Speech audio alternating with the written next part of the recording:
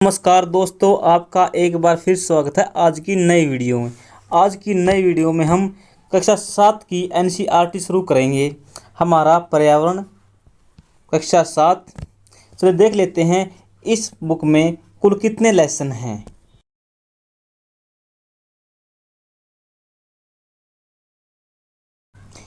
फिर इन लेसनों का हम एक एक करके अच्छे से पढ़ेंगे।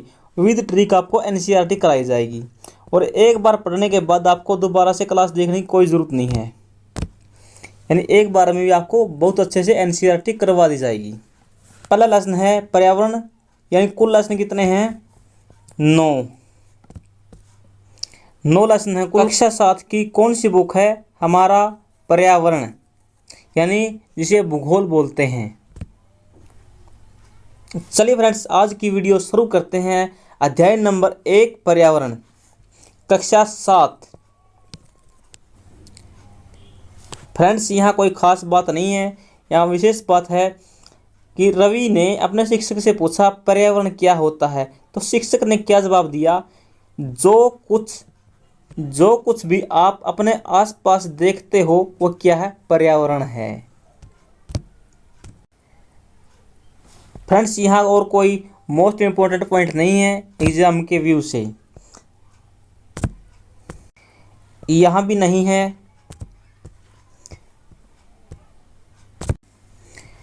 फ्रेंड्स, यहाँ पर पर्यावरण के घटक बताए गए हैं। पर्यावरण के कितने घटक हैं? 2 घटक हैं मुख्य है। कौन से? प्राकृतिक और मानव निर्मित। प्राकृतिक आपको पता है सजीव, जिसे जैव मंडल बोलते हैं। जैव का मतलब क्या था? जीव, जिसमें जीव हैं। आगे सतल मंडल, वायुमंडल, जलमंडल। इधर मानव निर्मित आपको पता है जितने भी मानव द्वारा बनाए गए हैं वो सब के सब क्या है? मानव निर्मित हैं। इसमें पार्क, पुल, सड़क, स्मारक, उद्योग, इमारतें, बाग, बागवानी, कृषि सभी इसमें क्या में आ जाते हैं? सभी किस में आ जाते हैं? मानव निर्मित पर्यावरण में आ जाते हैं। आगे है मानव। आपको पता है पहले एक व्यक्ति होता है, फिर उसका परिवार होता है, फिर समुदाय बनता है, समुदाय से क्या बनता है? गांव बनता है, गांव से देश, राज्य बनता है, राज्य से देश बनता है। इस प्रकार यह प्रक्रिया चलती रहती है। आगे धर्म, फिर शैक्षिक, आर्थिक, आगे राजनीतिक स्थिति, ये सब के हैं मानव निर्मित हैं।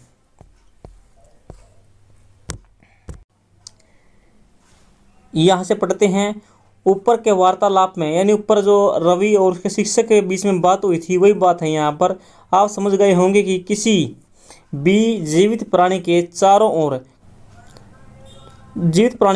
ओर पाए जाने वाले लोग, स्थान, वस्तुएं प्राकृतिक पर्यावरण हैं।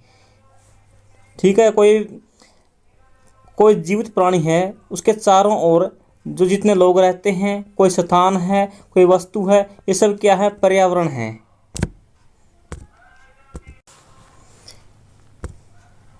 यह प्राकृतिक मानव निर्मित परिघटनाओं का मिश्रण होता है। यानी जो पर्यावरण होता है ये प्राकृतिक भी होता है और मानव निर्मित, दोनों का क्या होता है? मिक्सर होता है। ये प्राकृतिक पर्यावरण में पृथ्वी पर पाए जाने वाले जीवीय और अजीवीय दोनों शामिल होते हैं।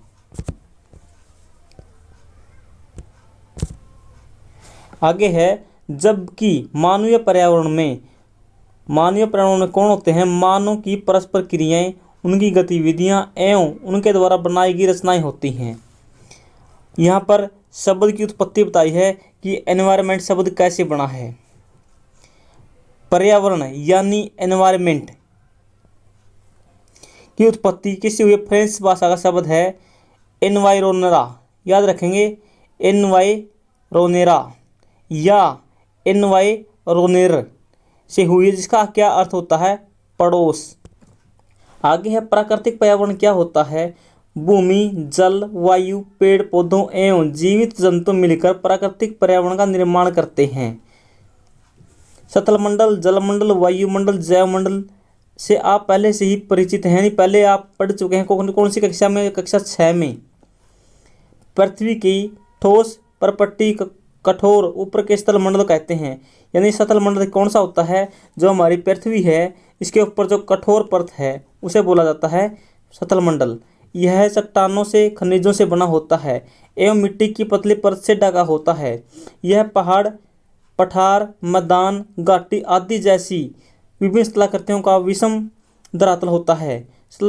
आगे है, ये स्थलाकृतियाँ महाद्वीपों के अलावा महासागरों में मिलती हैं। यानी जो पहाड़ है, पठार है, मैदान, घाटी, ये सब समुद्र के अंदर भी देखने को मिलते हैं, लेकिन उनको हम देख नहीं सकते हैं। आज उनका पता चला है किसके द्वारा? सोनियोग्राफी के द्वारा। सोनियोग्राफी क्या होती है हम साइंस में पढ़ेंगे।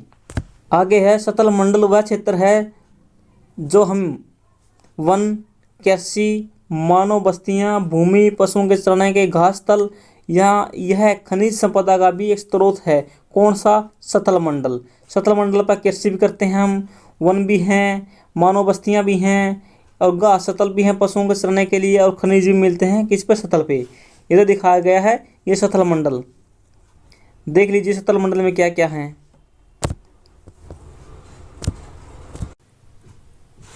आगे है, जल क्षेत्र को क्या कहते हैं? जलमंडल कहते हैं। यह जल के विभिन्न स्रोतों जैसे नदी, झील, समुद्र, महासागर आदि जैसे विभिन्न जलाशयों से मिलकर होता है। यानी एक जलाशय है, महासागर क्या है? एक बड़ा जलाशय है, समुद्र छोटा जलाशय है, झील उससे छोटा जलाशय है, नदी भी एक जलाशय है।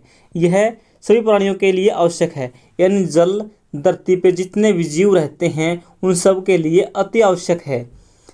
पृथ्वी के चारों ओर फैली वायु की पतली परत को वायुमंडल कहते हैं। वायु की पतली परत है, इसे क्या बोलते हैं? वायुमंडल बोलते हैं। जो वायुमंडल है ये किस कारण से डटा हुआ है? पृथ्वी के चारों ओर गुरुत्व बल के कारण है। ये गुरुत्वाकर्षण बल के कारण वायुमंडल थमे हुए है। यह सूर्य को झुलसाने वाली गर्मी और हानिकारक किरणों से बचाता है। यानी जो सूर्य से पराबैंगनी किरणें आती हैं, या दोस्तों आपको पता है सूर्य से बहुत तेज धूप आती है, उससे बचाता है पृथ्वी को। यदि वायुमंडल न होता तो पृथ्वी पर रात का तापमान पृथ्वी पर बहुत कम होता और दिन का तापमान बहुत अधिक होता। इस कारण से धरती पर जीवन संभव नहीं था। लेकिन आपको पता है भगवान है या प्रकृति है जिसने पृथ्वी की रचना की ऐसे सोच समझ के। आगे कई प्रकार की गैसें, धूलकण, जलवाष्प उपस्थित होते हैं। किसमें होते हैं? ये सब के सब वायुमंडल में होते हैं। वायुमंडल में परिवर्तन होने से मौसम और जलवायु में क्या होता है? परिवर्तन होता है। आगे पादप और जीवित जंतु मिलकर किसका निर्माण करते हैं? जैवमंडल का। सजीव संसार का निर्माण करते हैं। जैवमंडल में जीवित जंतु और पादप होते हैं। याद रखेंगे, पादप भी जैवमंडल का भाग होते हैं। सजीव संसार का निर्माण करते हैं। यह पृथ्वी का वह संकीर्ण क्षेत्र है जहाँ स्थल, जल, वायु मिलकर जीवन संभव बनाते हैं। कहाँ पर? जैवमंडल में जीवन संभव है। किस कारण से? स्थल, जल, वायु के कारण। आगे परितंत्र। यहाँ से कोई खास बात नहीं है, लेकिन एक बात याद रखेंगे कि नारियल कहाँ मिलते हैं? केरल में मिलते हैं। और आपको पता जैसलमेर में क्या मिलते हैं? ऊंट मिलते हैं। चलिए इसको पढ़ लेते हैं एक बार शब्दावली को, ये थोड़ी इम्पोर्टेंट है। वह तंत्र जिसमें समस्त जीवधारी आपस में एक दूसरे के साथ तथा पर्यावरण के उन भौतिक एवं रासायनिक कारकों के साथ परस्पर क्रिया करते हैं जिसमें वे निवास करते हैं। ये सब ऊर्जा, पदार्थ और संतान करते हैं। यानी पृथ्वी पर जितने भी जीव रहते हैं वो एक दूसरे पर डिपेंड करते हैं। और किसका संतान होता है? ऊर्जा का और पदार्थों का संतान होता है। ठीक है,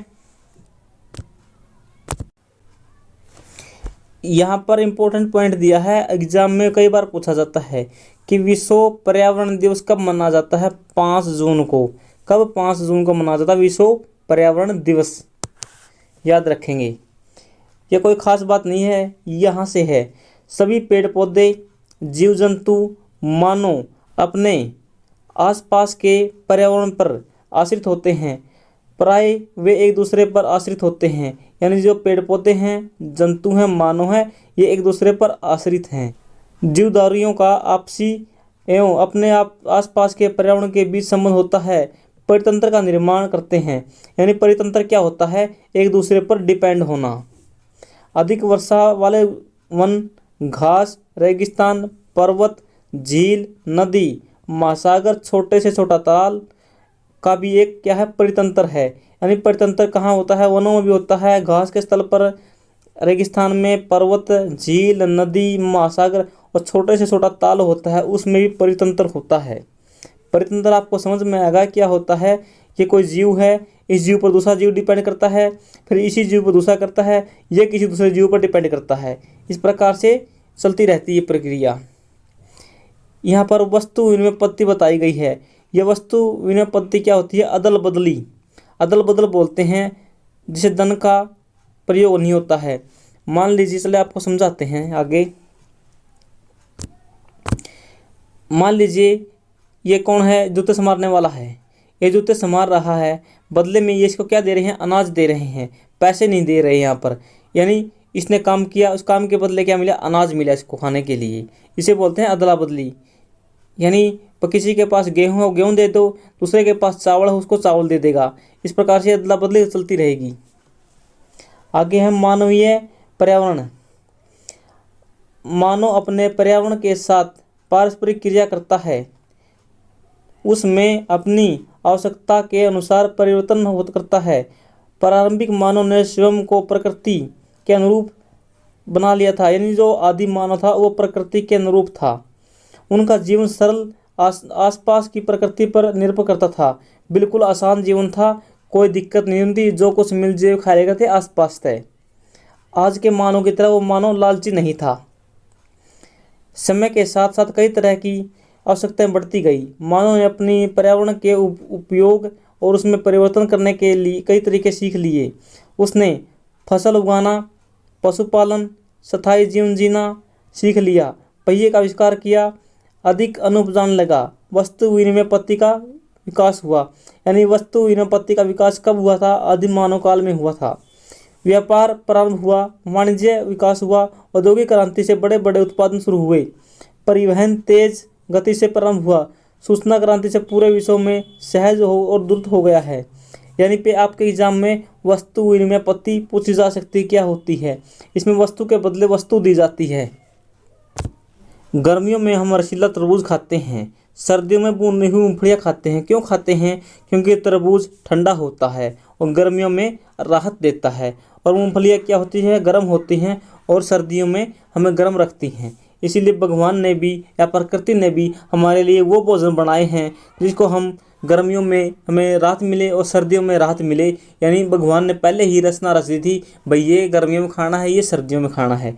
इसी प्रकार से आप देखते हैं कि जो बाजरा की फसल है वो कब तैयार होती है? वो गर्मियों में तैयार होती है, लेकिन खाई कब जाती है? सर्दियों में, ताकि लोगों को सर्दी न लगे। इसी प्रकार से गेहूँ की फसल है, गेहूँ की फसल तैयार कब होती है? सर्दियों में तैयार होती है, और खाई कब जाती है? गर्मियों में खाई जाती है, क्योंकि गेहूं खाने में ठंडी होती है, बाजरा खाने में गर्म होता है। और आगे कोई खास बात नहीं है यहाँ पर। ये लेसन यहीं पर समाप्त होता है। चलिए इसके अभ्यास के प्रश्न देख लेते हैं। इनमें से कौन सा प्राकृतिक परितंत्र नहीं है? प्राकृतिक पूछा नहीं है। वन बिल्कुल है, मरुस्थल भी है, लेकिन ताल नहीं है, क्योंकि ताल का निर्माण किया जाता है। आगे है मानवीय पर्यावरण का घटक नहीं है, समुदाय भी है और धर्म भी है, लेकिन सतल नहीं है, हमने देखा था ऊपर। इनमें से कौन सा मानव निर्मित पर्यावरण है? मानव द्वारा बना पहाड़ मानव बना सकता? बिल्कुल नहीं बना सकता। समुद्र बना सकता? नहीं बना सकता। मानव सड़क बना सकता है। इनमें से कौन सा पर्यावरण के लिए खतरनाक है? पादप वृद्धि बिल्कुल नहीं, फसल वृद्धि बिल्कुल नहीं, जनसंख्या वृद्धि खतरनाक है, क्योंकि जनसंख्या वृद्धि से वन समाप्त हो रहे हैं, जीव जंतु समाप्त हो रहे हैं, और जो पृथ्वी का पार्थिव तंत्र है या परितंत्र है वो बिगड़ रहा है। आगे सही विधान करने हैं। जैवमंडल, वायुमंडल, जलमंडल, पर्यावरण मंडल। पृथ्वी को चारों ओर से एक चादर घेरे हुए है, उसे बोलते हैं वायुमंडल। जलीय क्षेत्र क्या कहलाता है? जलमंडल। पृथ्वी के गुरुत्वाकर्षण के कारण बल डटा हुआ है, यानी इसका आंसर भी वायुमंडल है। वायुमंडल पृथ्वी के गुरुत्वाकर्षण बल के कारण ही क्या है? डटा हुआ है। हमारे चारों ओर का क्षेत्र क्या कहलाता है? पर्यावरण कहलाता है। वह संकीर्ण क्षेत्र जहाँ जल, स्थल, जल, वायु पारस्परिक क्रिया करते हैं वो कौन सा होता है? जैवमंडल होता है। जीवों और उनके प्रवेश का संबंध किससे है? जैवमंडल से ही है। यानी आपको एग्जाम में ये 4 ही दिए मिलेंगे, ऊपर के या नीचे के, ये सभी नहीं दिए मिलेंगे। ये लेसन यहीं पर समाप्त होता है। आप सभी को जय हिंद, भारत माता की जय। आपको नेक्स्ट वीडियो में फिर मिलते हैं।